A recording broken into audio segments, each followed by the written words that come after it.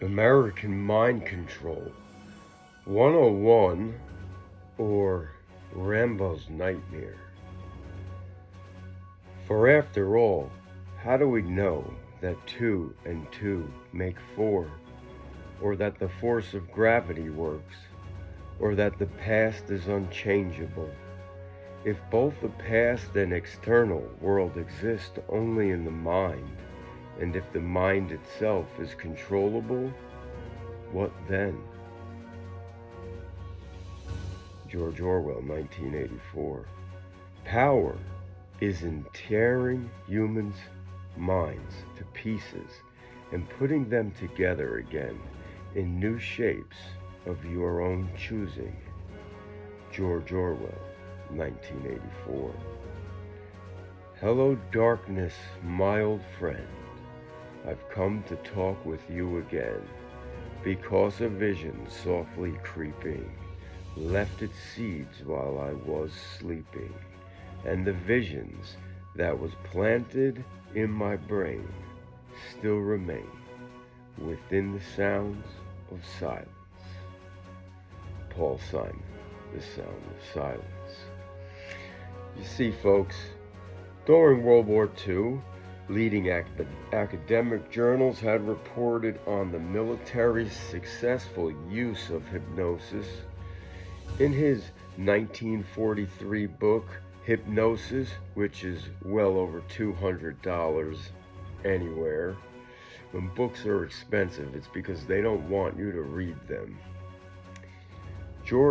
Dr. George Estabrooks bragged about the military's use of hypnosis during wartime, particularly the creation of hypnotic couriers with clinical created dual personalities who could deliver messages and they would have no recollection of what they had delivered or where they had gone. Estabrooks told of the sheep dipping of the agents who would be given fake, dishonorable discharges from the military, subjected to hypnotic programming that allowed them to convincingly infiltrate enemy groups. After which they would report to their handlers with amazing recall of the information that they gleaned about the enemy. After the conclusion of the war, the 1947 National Security Act that Truman and others, and the creation of the CIA that same year, established rhetorical justification, covert infrastructure, and the extra legal means necessary to initiate a series of ambitious yet unsavory and highly secretive research projects. In short, it was at this time, in the earliest years of the Cold War, what the CIA and U.S. military began a sustained, disciplined, and well-funded foray into mind control. And as we uncover what is the Manson secret, you will see everything you thought or understood, you've been lied to. Among the events to catalyze such research efforts was the arrest of Cardinal Joseph Medici by communists of Budapest for espionage subversion. He was held for 39 days and interrogated, eventually confessed, despite startling lack of evidence against him. During his 3-day public trial in 1949, he displayed a robotic, zombie-like demeanor and spoke in a monotonous, mechanical chant. That same year, the United States Air Force commissioned Yale psychologist Irving Janis to study that case. Janis concluded that case had strange behavior was a result of series of electric shock-induced convulsions combined with drugs, sleep deprivation, and hypnosis, which induced a somnambulistic trance that allowed his captors to implant false memories, thereby assuring his compliance. His false convention, and the U.S. intelligence community was advised to conduct a systematic experiments using the same methods to see if they too could induce false conventions. Their efforts to do so were quickly met with success. In 1950, the CIA initiated Project Bluebird, expanded and renamed Artichoke in 1951, conducted in coordination with Army and Navy researchers. According to CIA documents, which we will have the full FIOA declassified redacted information very soon, of objectives and projects, including identifying offensive uses of unconventional, unorthodox methods to gain control of an individual by application of special interrogation techniques, and the ability to reverse engineer those methods to prevent unauthorized extraction of information in the event of capture. In addition, researchers thought to create an exploitable alteration of personality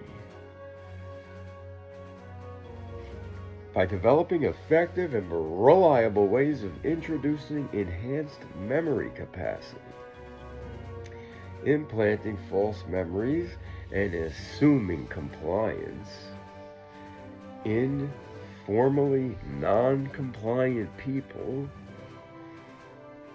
Generally, methods of doing so included, but were not limited to, truth serums, other biological chemical agents, hypnosis, induction of somnambulistic trances, post-hypnotic suggestions and controls, sensory stimulation, electric shock, psychosurgery, partial lobotomy, brain damage, so-called black psychiatry. I guess that's why the head of MK Ultra, Sidney Gottlieb, was called the Black Sorcerer.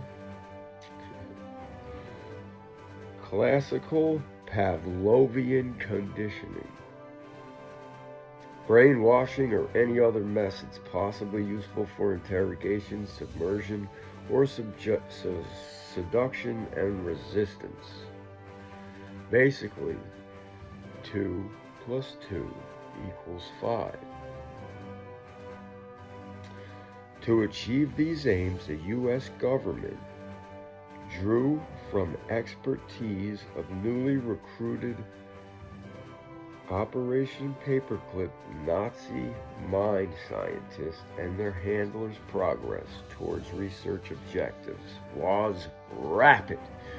Now, they have taken me off YouTube already because I spoke about the dangers of vaccines.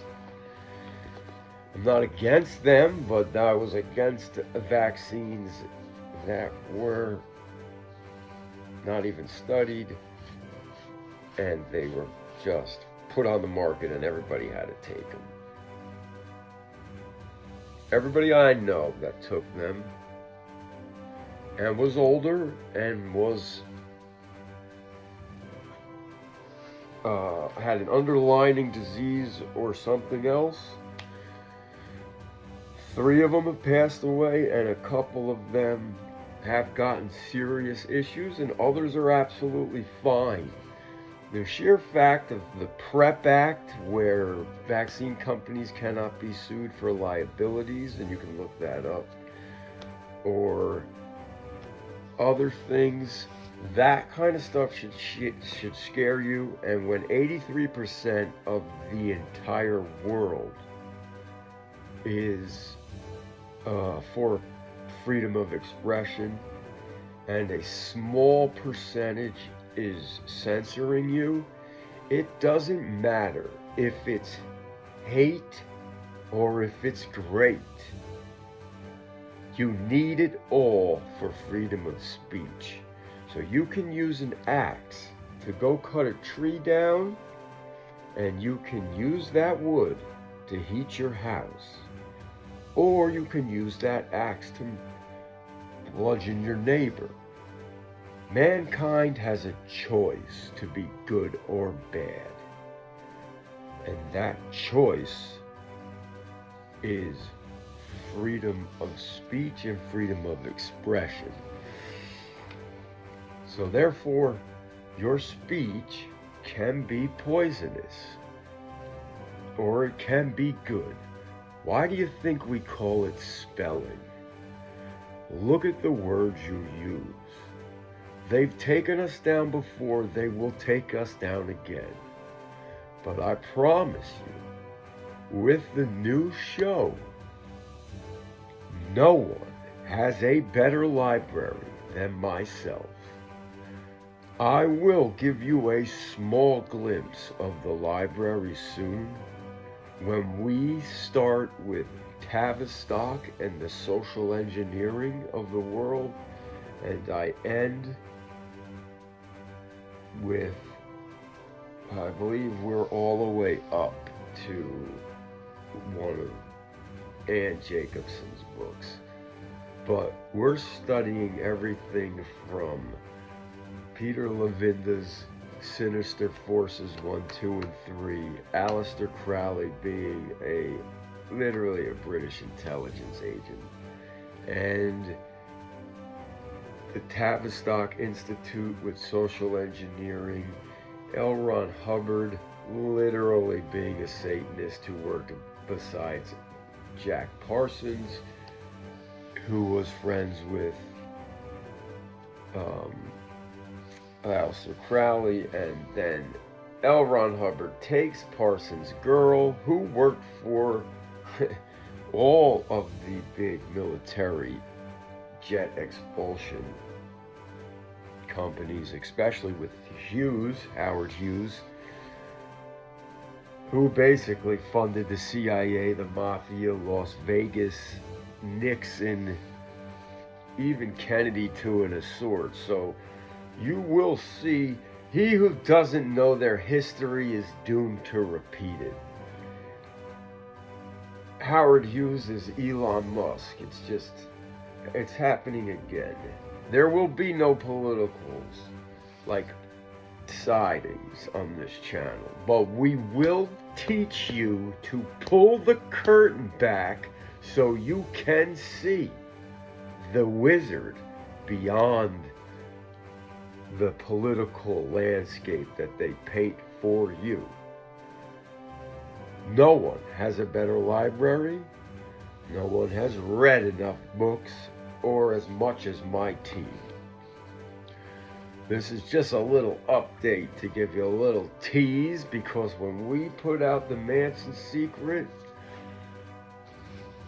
there may be architectural chaos, but there's a lot of wannabes out there who think they know everything just by searching the internet. Do yourself a favor and read some books instead of just following the internet BS blindly, because we got files and we got books to prove it. We will be exposing things that are sad, but it's true. I'd like to go on, but get ready, strap in, because we're going to talk about everything from Manson to JFK to RFK to MLK to Monroe to Malcolm X to Jonestown to McKinley to Lennon to the Son of Sam to Howard Hughes to the Mafia. It's all wrapped up together. There's a little update. So dig in. I don't have any fancy AIs right now. I'm not playing around with any of that craziness. But I will teach you. And I will give you a taste of the videos. The next video will have a little taste of my library. Peace.